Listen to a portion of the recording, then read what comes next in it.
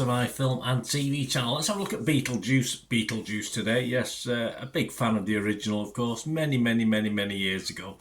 When I was a young man. I'm a bit older now, so we'll have a look at what old Beetlejuice has to offer. I'm reviewing this on the 16th of September. I've been away for a few days, so perhaps a little bit behind catching up, but let's put out there what I'm thinking of this and what other people are thinking as well. It's not all about me, what I think. I give other people's opinions as well as my own, and I'll say as little or as much as I need to say without overdoing it or underdoing it. You know, if I don't have a lot to say, I won't say a lot, but I'll give you a overall view from other people as well, because as I said, if you watch my stuff and you like what I think, fair enough, but I'll just try and give it a range of stuff. This is a 12A certificate, 105 minutes, classed as a dark fantasy comedy, directed by Tim Burton, of course, screenplay by Alfred Gough and Miles Miller, and the sequel, 1988, the original. Flipping heck, 36 years ago as I'm recording this, unbelievable. I was a spring chicken even then. And the second film, of course, in the Beetlejuice franchise. So will there be a third? Possibly, who knows. This stars reprising the roles, of course, Michael Keaton. He's 36 years older, guys. Winona Ryder, you wouldn't tell she was 36 years older. And Catherine O'Hara, the same for Catherine as well. And alongside, we've got some new cast members. The wonderful Justin Theroux, I like him. Monica Bellucci, yes, I like her very much. Jenna Ortega, yes, a new up-and-coming star. And Willem Dafoe, okay, not his greatest role in this one, in fairness. So please, we'll have a look at that. Please, if you are new to the channel, push that subscribe button, push the bell notifications. We do have memberships now, 99p a month. You get all early access to my reviews. And of course, I do a football stuff on my football team, Manchester City, as well. So you get immediate access to all my history stuff. Some of which doesn't get published for up to a year or even longer. So if you're interested in that side of it, but if you can support my channel going forward, that'll be wonderful. If you can just support my channel by giving us a like, that's great. I'd love a like as well. And we do have sponsors at the moment. I'll have a quick mention of those before we go. But if you're interested yourself in sponsoring this film and TV channel, or both channels with the football as well, you can do either or both, just get in touch with me. I'll let you know later on how you can do that. Right, what's this film about? Well, after a family tragedy, there always is, isn't it? 3 generations of the Dietz family return home to Winter River. Still haunted by Beetlejuice, Lydia's life is turned upside down when her teenage daughter, Astrid, accidentally opens a portal to the afterlife. Yes, well, or her or someone else might have done it, who knows. This is released on September the 4th, 2024 in the United States. Is available widely now as at the 16th, 17th of September. Right, my thoughts on this, guys, before I give you a little look at what other people are thinking. Michael Keaton and Beetlejuice, that's what it is. Beetlejuice is Michael Keaton, even though he only appeared on screen for something like 15 minutes or so, was it? 15, 17 minutes? And they've deliberately in this sequel, done this very similar thing. He doesn't appear, he appears for a sort of small amount of the length of the film.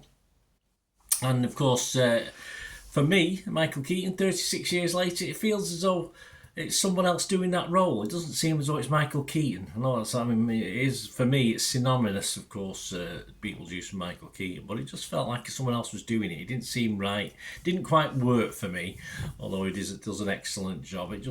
I haven't gone back and watched the original. I might be looking through rose-tinted Beetlejuice eyes. I'm not too sure, but it didn't quite work for me. It didn't quite flow. All that juice, all the Beetlejuice that's flown under that bridge since, didn't quite work in this sequel as far as Michael Keaton's concerned. As I said, it's as though someone else was playing that role.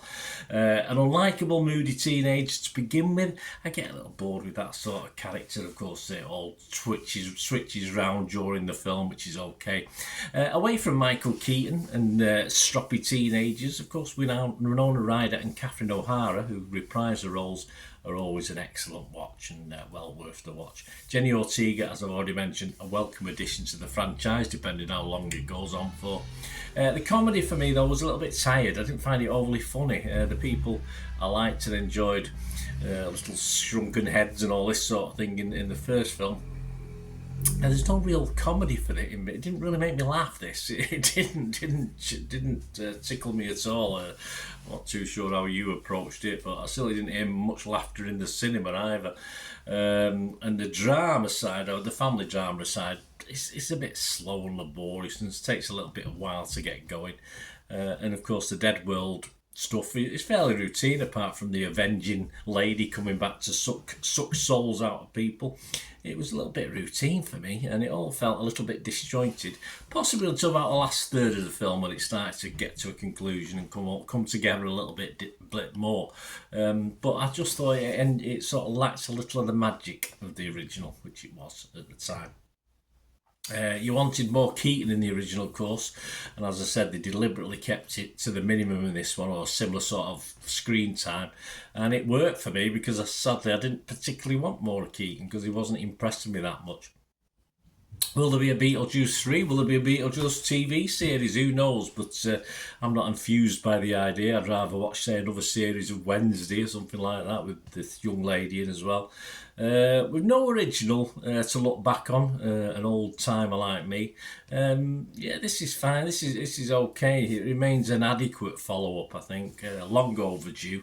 Not a total disaster. I think it might have had more impact if it had been done within 2 or 3 years of the original. But it's not a disaster, but I'm not going to get carried away. A lot of people like it. I'm not overly enthused. I'm going to give this a 6 out of 10. I will be fresh on Rotten Tomatoes. I'll be positive on Metacritic, but just a watchable 6 out of 10 for me. I can't give it more than that. Other scores, Rotten Tomatoes, 6.6 out of 10. 302 critics, so very positive. 234 fresh, but a chunk of Rotten, 68 Rotten. The consensus of the website: Michael Keaton's devious poltergeist still has plenty of juice left in this madcap return to form for Tim Burton, marrying charming practical effects and ghoulish gags to provide a fun time. Okay, a little bit more over the top than me. Metacritic, their average is just 62 out of 100. That's based on 61 critics. 38 were positive, 20 were mixed. Which, yeah, I was borderline mixed and positive, and 3 were negative. James Mottram from Total Film magazine gave it 60, like myself. He said, "It's just a pity that the storytelling sprawls all over the place, with some plot lines like the Beetlejuice Dolores Discord failing to pay off. But mostly Beetlejuice is a fun afterlife frolic." So I don't disagree too much with that. John Nugent, again with Empire magazine, he gave it 60 as well. He said, "The film is strongest when it remembers it's a Tim Burton film and has license to get weird. While it's slicker and less homemade feeling than the 1988 vintage, there are still flashes of B-movie brilliance." Again, I can't disagree too much. Rotten Tomatoes audience, they like it, 82%. Joe Public like it, 82% positivity, 4.2 out of 5. And to finish off, even more positivity on Internet Movie Database, 35,000 reviews, so a fair sprinkling. And it's getting an average of 7.1 out of 10, so a lot higher than me, as I said. Perhaps I'm too, as I say, I've got fond memories of the original. I would probably go back and re-watch the original in theory at the moment, rather than say watch this again with someone. But yeah, a lot of people like it a little bit more than me. So let me know what you think. That's what's important as well. Let me know what you thought of Beetlejuice. I only say it twice because I don't want him appearing doing it over my shoulder. So I hope you enjoyed this little review and let me know your thoughts. We do have sponsors, as I said. In the link below you'll see Piat 6505. They sponsor me the film and TV and the football stuff at the moment. So my thanks to them. They got a little website selling DVDs and film posters, and they do try and add to them as quickly as they can, but there's a lot of stuff not on there yet. But have a good look around. There's hundreds of items already listed, and if you fancy anything, just mention me and you'll automatically get a 10% refund. So even before the stuff's sent out, a 10% refund on your cost price of what you've bought. So please remember to mention me, otherwise they won't know. And my thanks to Piat6505. My socials are on screen if you're interested in supporting the channel through sponsorship. As I said, if you don't do the membership, or just give me a like, whichever way you can do to help me out and spread the word, guys. That's even more important. That'd be wonderful. And more importantly, let me know what you thought of Mr. Keaton in Beetlejuice. Was he showing that 36 years? I think he probably was. It didn't feel right to me. Not totally right, anyway. Thanks for watching. Until we meet again, whoever asks one thing, no, please stay safe, everyone. Bye for now.